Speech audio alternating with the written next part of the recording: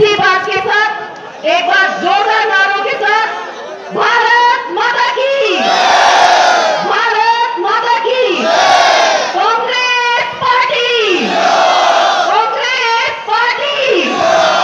हमारे लिए तो पूजनीय है।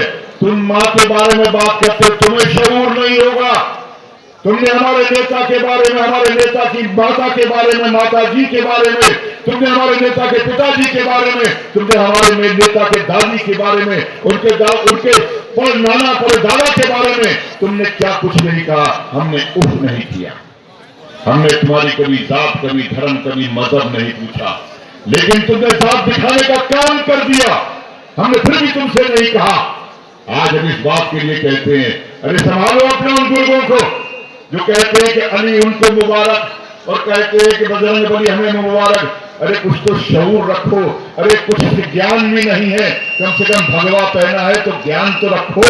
ज्ञान जिसको होता है जो दूसरे को समझता है, ज्ञानी वो होता है जो दूसरे को समझता है, और समझदार होता है जो अपने आप को समझ सके।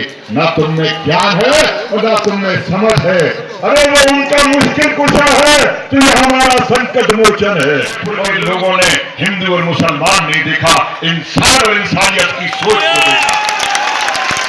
मैं यही आपसे दरखास्त करने के लिए आ रहा हूं साथियों। मैं जानता हूं जाने में थोड़ी बहुत किल्लत होगी, लेकिन कोई बात नहीं। बस इतना कोशिश कर देना, मैं बहुत इतना मोटा नहीं हूं, मैं आसानी से निकल जाऊंगा। थोड़ा सा रास्ता मुझे दे देना।